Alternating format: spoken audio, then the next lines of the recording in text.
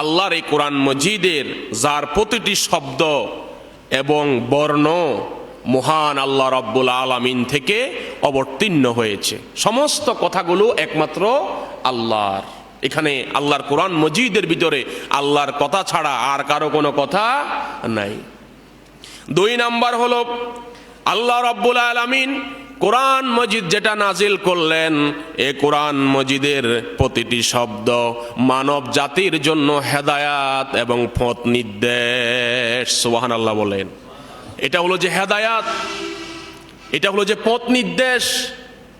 এ কোরআন যারা মানবে, যারা আমল করবে, এর অনুশাসনকে যারা জীবনের সাথে বাস্তবায়ন করবে, তাদের জন্য পথ নির্দেশ। যে পথের সুদূর প্রসারই হলো আল্লাহর জান্নাত পর্যন্ত। জোরে বলেন সুবহানাল্লাহ।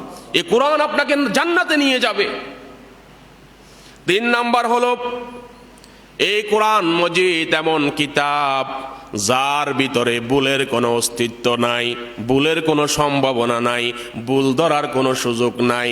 হাজার হাজার বছর অতিবাহিত হয়ে গেল, আল্লাহর কোরআন মজিদের জের থেকে জবর করা গেল না। জের যেখানে আছে এটাই সঠিক, জবর যেখানে আছে এটাই সঠিক। এটাকে পরিবর্তন করার কারো সাহস, দুঃসাহস বলবো আমি, সাহস নয়, এরকম সাহস আজ পর্যন্ত কারো হয় নাই। এটাই হলো যে কোরআনের স্পেশালিটি। কোরআনের ভিতরে কোনো ভুল আজ পর্যন্ত কে ধরতে পারলো না, এই কথাই প্রমাণ করে এটা স্বয়ং আল্লাহর পক্ষ থেকে আসমানি কিতাব। সুবহানাল্লাহ বলেন। এটাই হলো যে বড় চ্যালেঞ্জ, আল্লাহর কোরআনে ভুল ধরতে পারবে না। 4 নাম্বার হলো যার প্রতিটি বিষয় অলৌকিক, আশ্চর্য এবং বিস্ময়। আল্লাহ কোরআন মজিদে যা কিছু বলেছেন এটা অলৌকিক। জীবনের কোনো না কোনো সময়ে, জীবনের ধারাবাহিকতায়, জীবন যাপনের ক্ষেত্রে, সমাজের ক্ষেত্রে, রাষ্ট্রীয় জীবন বিধানের ক্ষেত্রে কোনো সময় আল্লাহর এই অলৌকিক কিতাবের কথাগুলো মানুষের জীবনের সাথে বাস্তবায়ন হয়ে যাচ্ছে, মিলে যাচ্ছে। কোরআনকে আগে মানি নাই, এখন মানতেছি, আগে বুঝি নাই, এখন বুঝতেছি, আগে বাস্তবিক জীবনের সাথে এটাকে গুরুত্ব দিই নাই, দিন শেষে মিলে যাচ্ছে। দেখা যাচ্ছে যে আল্লাহর এই কোরআন যা বলছে তা হলো যে সত্য, এটা অলৌকিক এবং এটার সত্যায়ন পৃথিবীতে হবেই হবে ইনশাআল্লাহ। সুবহানাল্লাহ বলেন। 5 নাম্বার হলো যার সমুদয় আয়াত একই মানসম্মত এবং সামঞ্জস্যপূর্ণ।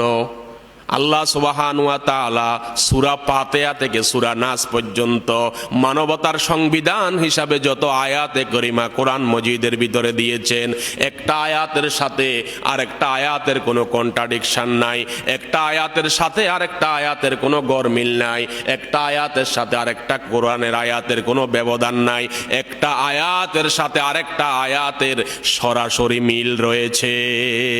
সুবহানাল্লাহ বলেন। আল্লাহ যা বলছে সামঞ্জস্য আছে, এটার ভিতরে কোনো ব্যতিক্রম নাই। সুবহানাল্লাহ বলবেন না? কোনো ব্যতিক্রম নাই, সামঞ্জস্য আছে, মেসওয়েল। আল্লাহ শুরুতে যা বলছে শেষেও তা বলছে, মাঝখানে যা বলছে শেষেও তা বলেছে। সুবহানাল্লাহ বলেন। তাহলে আল্লাহর কোরআন মেসওয়েল, আল্লাহর কোরআনের ভিতরে সামঞ্জস্যতা আছে। এরপরে 6 নাম্বার আল্লাহর কোরআন মজিদের বৈশিষ্ট্য হলো আল্লাহর কোরআন মজিদ আসমানি কিতাব, 104 খানা সহিফা। আল্লাহ সুবহানাহু ওয়া তাআলা মানব জাতির বিভিন্ন গোষ্ঠীর জন্য, শ্রেণী পেশার মানুষের জন্য আল্লাহ রাব্বুল আলামিন আসমানি কিতাব নাজিল করেছেন। সর্বশেষ যখন মুহাম্মদুর রাসূলুল্লাহ সাল্লাল্লাহু আলাইহি ওয়াসাল্লামের উপরে আল্লাহর কোরআন মজিদ যখন নাজিল করলেন, সমস্ত আসমানি কিতাব মানসুখ করে দেওয়া হয়েছে, রহিত করে দেওয়া হয়েছে।